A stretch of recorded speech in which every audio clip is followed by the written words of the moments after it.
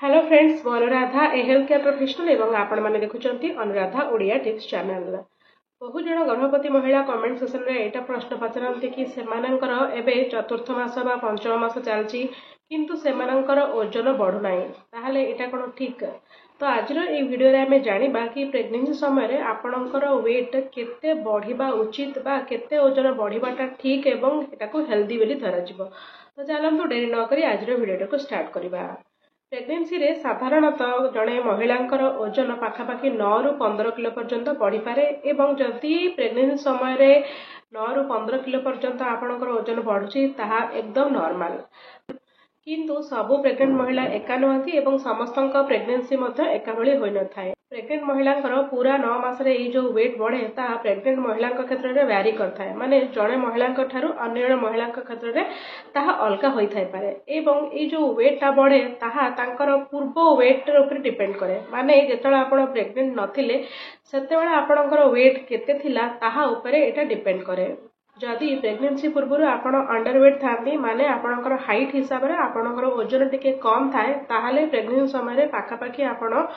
12 रु 18 किलो पर्यंत weight gain करि। जदि प्रेगनेंसी पूर्व आपणकर वेट नॉर्मल थाए माने आपणकर हाइट हिसाब रे आपणकर वेट नॉर्मल थाए ताहाले आपण पाखापाखि 9 रु 15 किलो पर्यंत वेट गेन करिबे। किंतु जदि प्रेगनेंसी कन्सीव करिया पूर्व आपणकर वेट टिके ओवरवेट थाए माने हाइट हिसाब रे आपणकर वेट टिके अधिका थाए ताहाले पूरा 9 मासर प्रेगनेंसी रे आपण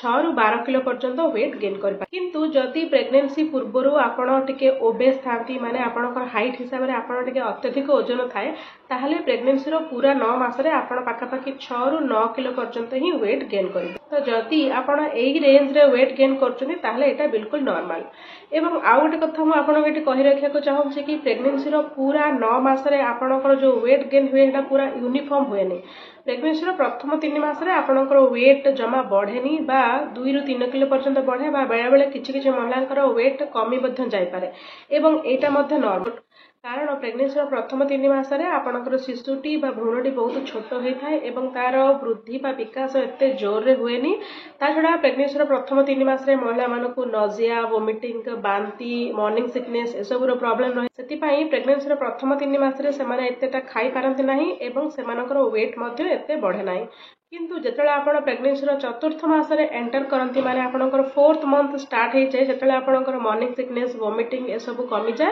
एवं आपणको भोक मध्ये हवा स्टार्ट हे जाय तापरे आपण ठीक भाबरे खांती एवं धीरे धीरे आपणकर वेट मध्ये बढ़े एवं प्रेगनेंसी 4th मंथ ठारू बा चतुर्थ मास ठारू शिशुर विकास मध्ये बहुत जोर रे हेत। तेणु प्रेगनेंसी 4th मंथ माने चतुर्थ मास ठारू प्रत्येक सप्ताह पाखापाखि आपणकर ओजन 500 ग्राम रो आरंभ करी 1 किलो पर्यंत मध्ये बढ़ी पारे एवं एटा पूरापूरी नॉर्मल। आउ किछु महिलांकर मन रे एटा मध्ये प्रश्न थाए कि सेमाने जेतेबेले अल्ट्रासाउंड करिया पे जांती बा स्कैनिंग करिया पे जांती सेतेबेले तांको शिशुर ओजन ठीक थाए किंतु सेमानकर ओजन बढ़ुनी ताहले एटा कोन ठीक। एठी मु आपनको कहि राखे को चाहूची कि जदि आपनकर शिशुर ओजन ठीक भाबरे बढ़ुची किंतु आपनकर ओजन बढ़ुनी ताहले एई कंडीशन मध्ये नॉर्मल। जदि आपण जानि नाहंती कि गर्भ रे थिबा समय रे शिशुर ओजन प्रति मासरे केते हेबा उचित ताहले गोटे वीडियो रो लिंक मो आई बटन रे देबी आपण जाय के सेटा चेक करि पारिबे।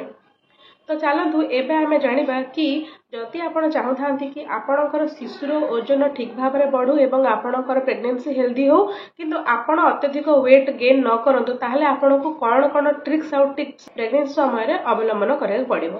प्रथम जिनसटी होची कि प्रेगनेंसी समय बहुत जण आपणको कहउतिबे कि आपण 2 जणक पई खांतु किंतु एई कांसेप्ट पूरापूरी भूल। आपण नॉन प्रेग्नेंट बा जेले गर्भवती नथिले जते अमाउंट रे खाଇବା खाउथिले ताठारु जस्ट 300 टू 500 कैलोरी अधिक खाद्य खांतु किंतु 2 जणक पई खाद्य आदौ खांतु एवं आपण जहाँ भी खाद्य खाउछनी प्रेगनेंसी समय ताहा बैलेंस्ड डाइट हेथिया दरकार माने संतुलित भोजन हेथिया दरकार हेल्दी खाଇବା हेथिया दरकार। आपण आपणकर खाद्य रे protein vitamins minerals folic acid ए सब इनक्लूड करंतु। आपण घर तयारी खाद्य खांतु। आपण आपणकर खाद्य रे सबुज पनिपरिबा फ्रूट्स ड्राई फ्रूट्स क्षीर दही छेना एसबू आड करूँ ड्राई फ्रुट्स आड करूँ यथेष्ट परिमाण में पानी पिंतु दिन को 2 ରୁ 2.5 लीटर पर्यंत पानी पिंतु जदि पानी पीवा आपको भल लगुनि ताहले आपण घोल दही पी पारे लेंबू पानी पी पारे कोकोनट वाटर बा नड़िया पानी पी पारे फ्रूट जूस और परिवार रस एसबू को पी पारे किंतु कोल्ड ड्रिंक्स चाहा कॉफी एसबू दूर रहतु जिते संभव पारंतु packaged food process food pizza burger छणाछणी खाद्य एसबू अवॉइड करंतु एसबुरे कौन मात्रा रे न्यूट्रिशन न थाए किंतु आपणकर प्रेगनेंसी समय वेट बढ़ी बढ़ी चले आपणकर गर्भस्थ शिशु को एथुरु किछि भी न्यूट्रिशन बा पोषण मिले नाही। आउ गोटे जिनस प्रति मते ध्यान रखंतु कि प्रेगनेंसी समय जदि आपण चाहउछन्ति कि आपणक वेट अधिक न बढ़ू ताहले आपण रेगुलरली एक्सरसाइज करंतु जदि किछि करि पारनांती ताहले एटलीस्ट 15 ରୁ 30 मिनिट पर्यंत निश्चय चालंतु चालिबा द्वारा मध्य आपणकर वेट कंट्रोल रे रहिबो एवं आपणक शरीर रे ब्लड सर्कुलेशन ठीक भाव रे हेबो एवं आपणकर शिशुर ग्रोथ मध्य ठीक भाव रे हेबो एवं आपण मध्य हेल्दी रहिबे। यदि प्रेगनेंसी समय आपणकर ओजन आवश्यकता अधिका बढ़ी जाए ताहले आपणकर बीपी माने ब्लड प्रेशर हाई होबार चांस अछि आपणकर ब्लड सुगर लेवल माने डायबिटीज होबार चांस अछि प्रेगनेंसी रे आउ अधिक कॉम्प्लिकेशन होबार मध्य चांस अछि ता छडा आपणकर समय पूर्व डेलीवरी होबार मध्य चांस रही थाए एवं जदि आपण चाहउछन्ति कि आपण नॉर्मल डेलीवरी ताहले आपणको प्रेगनेंसी समय आपणकर ओजन निश्चय कंट्रोल रे रखिया पड़िबो एवं प्रेगनेंसी रे निजर ओजन कंट्रोल रखिया पई एवं शिशुर ग्रोथ एवं डेवलपमेंट भल भाव होगापी आपण यही वीडियो रे जो टिप्स आउ टिक्स सब कही से सब को निश्चय फॉलो करंतु। तो आज ये वीडियो रे आमे जानिले कि प्रेगनेंसी 9 मास रे जने प्रेग्नेंट महिला ओजन पाखापाखि 12 ରୁ 18 किलो पर्यंत बढ़ी पारे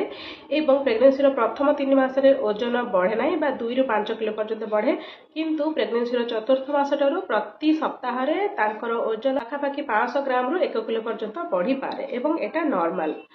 जदि आपण एबे प्रेग्नेंट अछंती ताहले आपणकर ओजन एबे केते मते कमेंट सेक्शन में निश्चय जणांतु। मु आशा करूची कि ए वीडियो आपण पई हेल्पफुल होइथिबो जदि ए वीडियो आपण भल लागि थाए ताहले लाइक निश्चय करिवे एवं अन्य मानक सहित शेयर करिवे। आउ एक नया इन्फॉर्मेटिव वीडियो रे पुणी थरे देखा हबो सेतले पर्यंत विदाय दियंतु। Stay healthy and stay happy.